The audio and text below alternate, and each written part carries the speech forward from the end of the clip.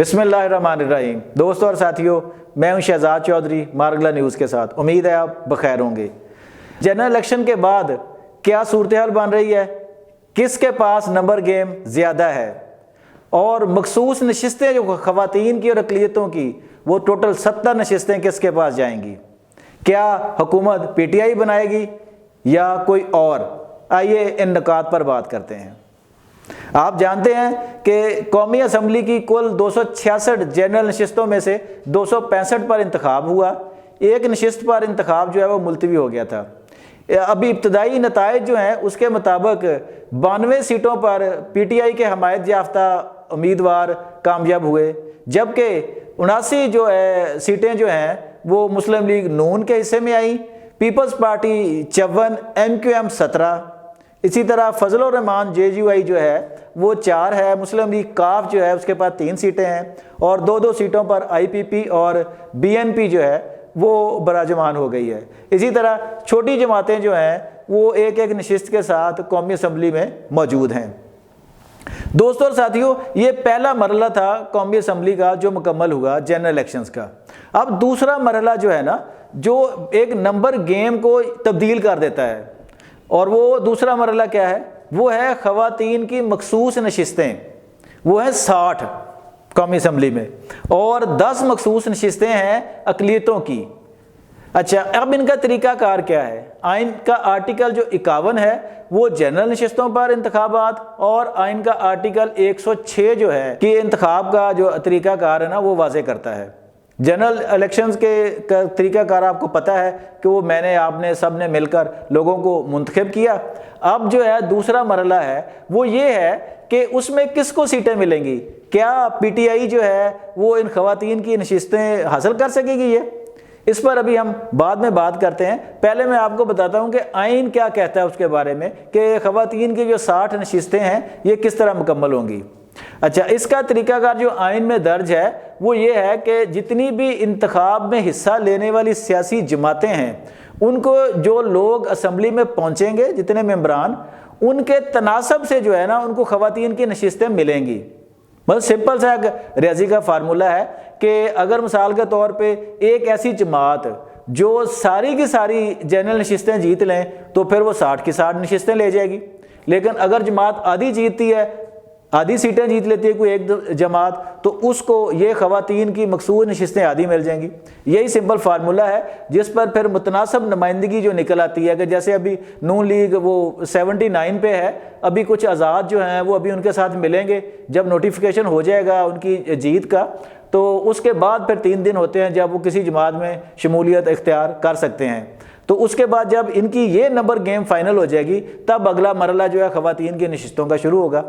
इसी तरह जो अक़लियत की 10 नशिस्तें हैं उनका हल्का जो इंतखाब होता है वो पूरा मुल्क होता है। अगर आप लाहौर में हैं, अक़लियत की मेंबर के लिए आप उम्मीदवार हैं, तो पूरे मुल्क ही, पूरा पाकिस्तान ही आपका जो है वो होगा हल्का इंतखाब। अच्छा, उसके भी नाम जो होते हैं ना वो उसी वक्त इलेक्शन कमीशन ऑफ पाकिस्तान को देने होते हैं जब कागजात नामजदगी जनरल सीटों के लिए जमा हो रहे होते हैं।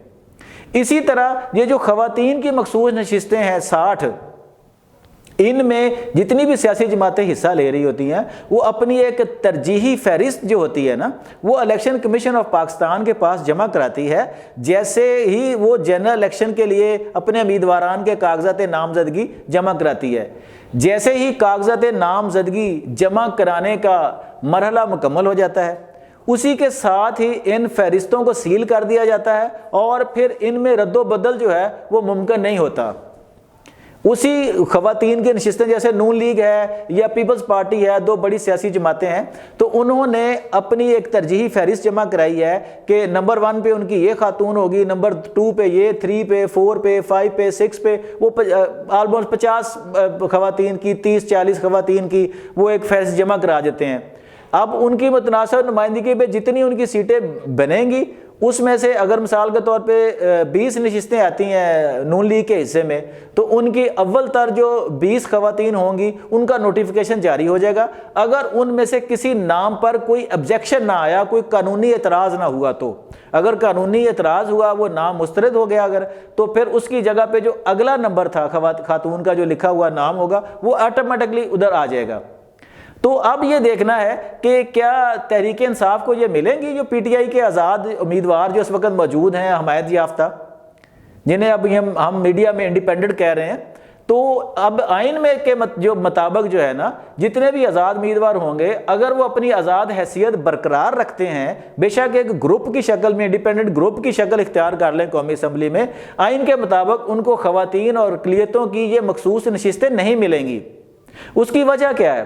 اس کی وجہ جیسے میں نے ابھی بیان کیا کہ تمام سیاسی جماعتوں کو پہلے مرحلے پہ کاغذات نامزدگی جمع کراتے وقت وہ ترجیحی فہرست دینی ہوتی ہے.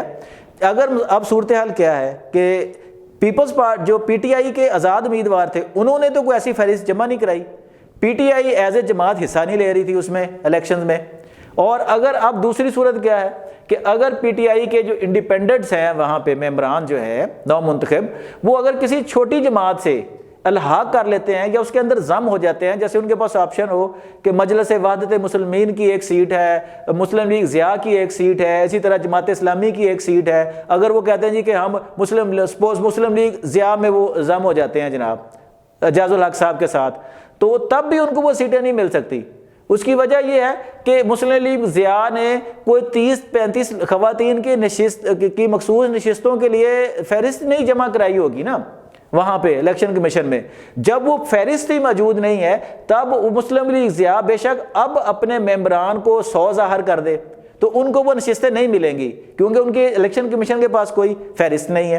تو لہٰذا یہ ہے کہ ابھی تک جو صورتحال سمجھ آ رہی ہے اس کے مطابق تحریک انصاف ابھی تک ان نشستوں سے محروم نظر آ رہی ہے.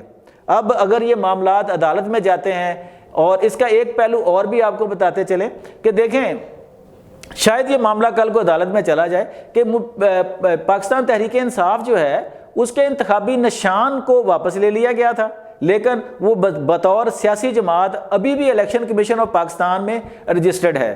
اب یہ قانونی ماہر ہی بتا سکتے ہیں کہ جو انڈیپینڈنٹ جو جیتے ہوئے اس کے امیدوار ممبران قومی اسمبلی ہیں پی ٹی آئی کے, آیا وہ بطور خود کو پی ٹی آئی ظاہر کر سکتے ہیں یا نہیں قومی اسمبلی میں؟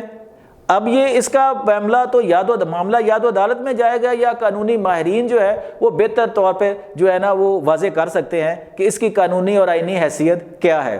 اب نمبر گیم جو ہے نا اگلے چند دن میں واضح ہو جائے گی. جو پوزیشن نظر آ رہی ہے کہ وہ ایک کولیشن گورنمنٹ جو ہے وہ بننے جا رہی ہوگی, زرداری صاحب جناب اور میاں شہباز شریف نواز شریف کی ملاقاتیں شروع ہو گئی ہیں, M Q M already Noon League کی اتحادی بن گئی تھی, فضل الرحمان صاحب بھی ان کے اتحادی ہیں, مسلم لیگ کاف بھی ان کی اتحادی ہے. تو امید یہی نظر آتی ہے کہ وہ کولیشن گورنمنٹ جو ہے وہ بنا لیں گے.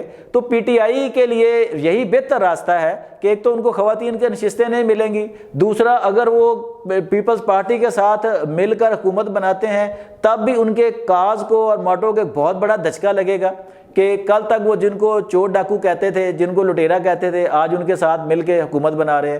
تو پی ٹی آئی کے لیے بہتر یہی ہے کہ وہ ایک صوبے میں جہاں ان کو اکثریت ملی ہے کے پی میں وہاں حکومت بنائیں اور مرکز میں ایک مضبوط اپوزیشن کا کردار ادا کریں جو ایک مثبت کردار ہو. یہ ملک انارکی کا متحمل نہیں ہو سکتا. اب ہم بطور پاکستانی کے ایک عوام کے طور پہ ہم یہ ارگزار ضرور ہوں گے کہ دیکھیں اس ملک کو آگے بڑھنے دیں. جس طرح کے بھی انتخابات ہوئے ہیں اس کی جو الیکشن کی کوئی انتخابی عذرداریاں ہیں وہ الیکشن ٹربیونل میں جائیں گی, کورٹس میں جائیں گی, اور وہی ایک راستہ ہے جہاں پر انتخابی عذرداریوں کو سیٹل ہونا چاہیے. تو ہماری تمام سیاسی رہنماؤں سے گزارش ہے بشمول پی ٹی آئی کہ وہ اپنی انتخابی عذرداریوں کو عدالتوں میں سیٹل کریں نہ کہ سڑکوں پر, اور جو بھی منتخب حکومت آتی ہے اس کو چلنے دیں. آپ 5 سال کے لیے اپوزیشن میں بیٹھیں اور اپنا بھرپور کردار ادا کریں اپوزیشن کا, اور اپنے لیے ایک مناسب وقت کا انتظار کریں, مناسب گراؤنڈ بنائیں تاکہ اگلے انتخاب میں آپ کے ساتھ یہ مشکلات, یہ جبر اور یہ چیزیں نہ ہوں. امید ہے کہ آپ کو ہمارا یہ ویلاگ پسند آئے گا. آپ کی آرا کے منتظر رہتے ہیں۔ اپنا بہت خیال رکھیے گا۔ اللہ حافظ۔